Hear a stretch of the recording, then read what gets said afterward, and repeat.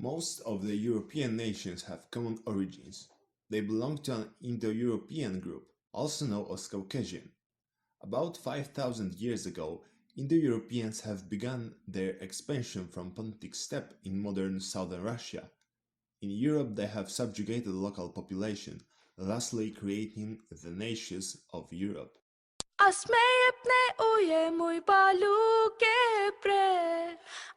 Albanians.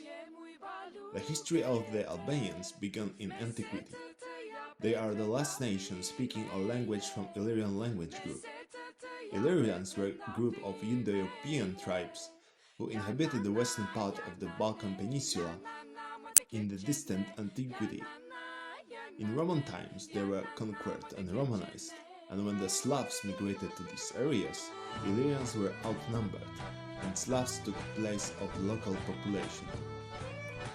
This process missed inaccessible mountainous Albania, which was part of the Eastern Roman Empire in the medieval times. In the 14th and 15th century, Albanians resisted the Turkish invasions, but were eventually subordinated to the Ottoman Empire. Under Turkish control, most of them converted to Islam, and some declared Orthodoxy and Catholicism. After the First World War, they managed to regain independence. Outside Albania itself, Albanians formed the majority of Kosovo and a quarter of the population in Macedonia. Being on the margins of civilization, they have long preserved many customs dating back to the tribal times, the most famous of which is the law of bloody revenge called vendetta.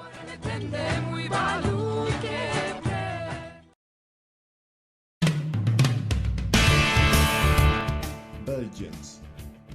The people of Belgium are made of two different nations. First of them are the Dutch-speaking Flemish, who are closely related to the Dutch. The Germanic ancestors arrived at this area around 1500 years before Christ. The second group is the French-speaking Wallons, who are related to French.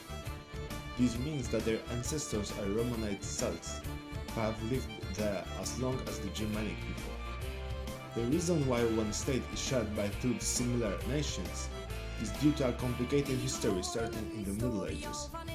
The territories of today's Belgium were broken up and belonged to different, smaller or larger countries, falling into greater or less dependence on their neighbors.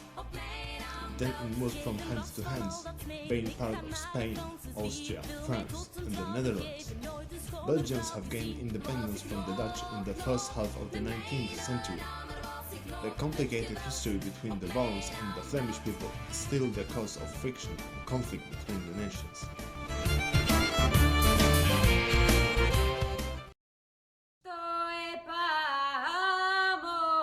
Belarusians.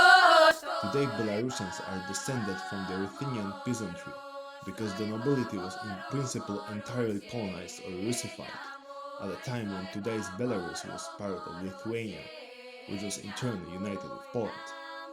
It is the area of Belarus that is the cradle of the Slavic population and the source of its early expansion.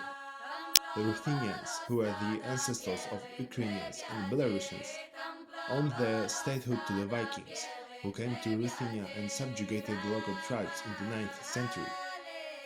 They then adopted the local customs and language, and in the 10th century were also baptized in the Eastern Rite.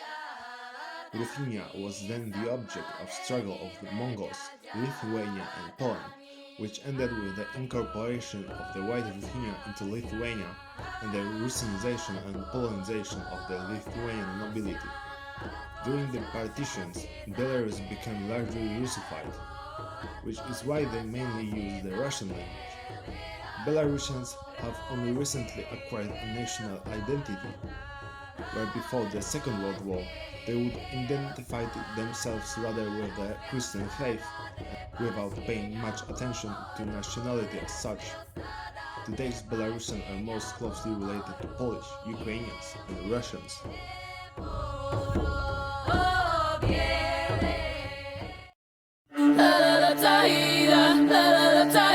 Bulgarians.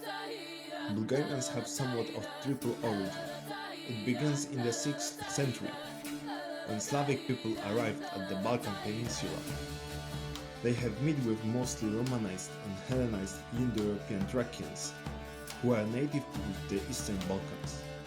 Those Slavs who settled to the south of the Danube River were invaded and subjugated in 7th century by Turkic semi-nomadic Proto-Bulgars.